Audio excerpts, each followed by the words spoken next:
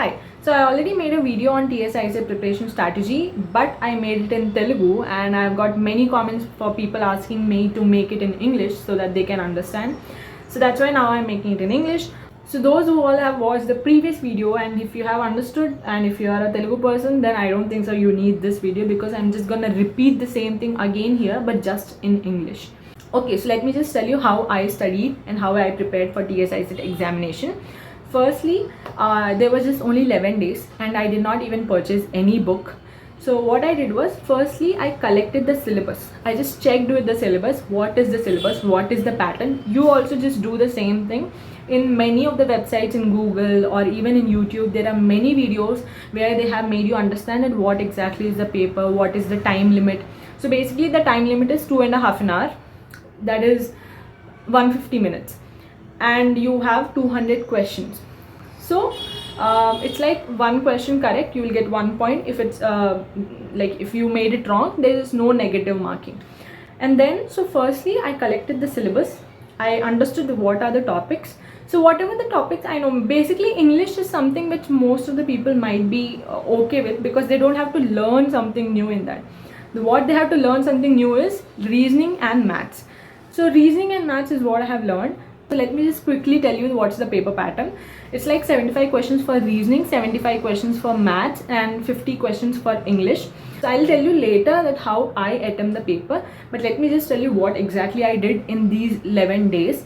So once you get the syllabus, what you have to do is just check what are the topics which you already know. There might be some topics like percentage or profit and loss. These topics might be, you might be knowing.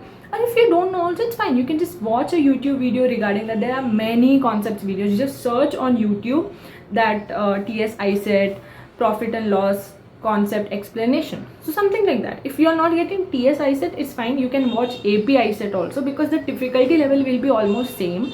So initially 4 days I completely just watched the syllabus. I completely just spent all the time in understanding concepts, in building the concepts, whatever I don't know, especially reasoning. Also there are some topics like, you know, there are certain like series or ABCD alphabetical series, coding, decoding. So these all things you just have to just watch some YouTube videos if you don't know. Some of the things we know, so for that you don't have to watch anything. So once those 4 days were over, what I did from this 5th day is that you will have previous year question papers free available in many websites. You just have to search in the Google TS ICET previous year question papers. You don't have to buy any book for this. Everything is online, everything is free available. All you need is a good internet, and you just have a phone or a laptop, anything, you just have to search. So I also did the same thing. I just searched. There are many websites. So there is one website called as Shiksha. So you also might be knowing that website. So there you will have all the previous year question papers with solutions, and you will have different shifts also. Like on 2024 you will have 2 shifts, right? On 2025 2 shifts. So it's based on you how many question papers you can solve. I solved around till 2019 or 20, that's I'm not sure. So you can solve based on the time you have. So on the 5th day onwards, what I used to do was, till morning I used to study for the maths concepts or reasoning concepts. The remaining concepts videos that I have to watch, I used to watch on the till morning. I mean till afternoon I used to watch that. Afternoon onwards, I used to sit and solve like 2.5 hours. I used to put a timer, because in the exam also you have 2.5 hours. I used to put a timer, open one of the previous year question paper, and I solve it as an exam. Like a proper exam, you're not supposed to get up in between, you're not supposed to keep the timer off or anything in between, nothing. You have to attempt properly how you will do on the exam day. Just do that continuously for the next remaining days, and that's really gonna help you. That's really gonna let you know that what are your weaker areas, what are your stronger areas, what are the different kind of questions that are being repeated every year, and also what's the time that you are taking for each of the section to attempt, which section to attempt first. So it's all about your weaker like weakness and strengths knowing. Just know that thing first, and that's very important. So afternoon till evening I used to solve a question paper 2.5 hours. After that you sit and check your answers.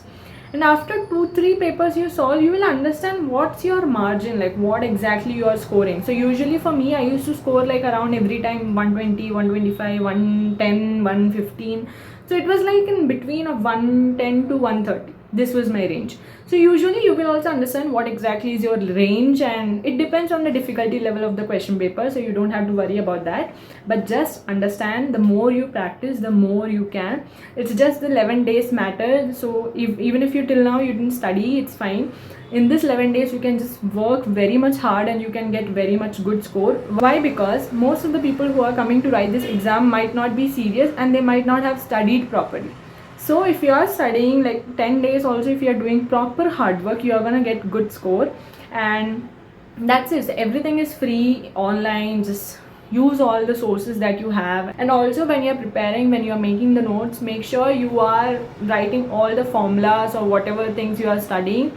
And I will suggest to make a formula sheet, so that on the day of the exam or on the before day of the exam, you can just revise it. You don't have to turn all the book pages and all. That's what I used to do. I made a formula sheet from all the formulas that I've studied throughout those 11 days.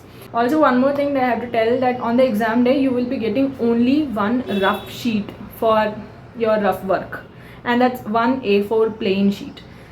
So it's like a very less page, like very less amount is it to calculate on all the things. So that's why I'll suggest you to write everything very, very small when you are calculating. Also, just don't be so rashly just writing everywhere. Just don't do that. Write very small. And also one more tip is that as soon as you get your rough sheet, on that write all like A to Z alphabets small, like somewhere write 1 or 2 rows, because it will be helpful for you in decoding and coding, in reasoning that is there.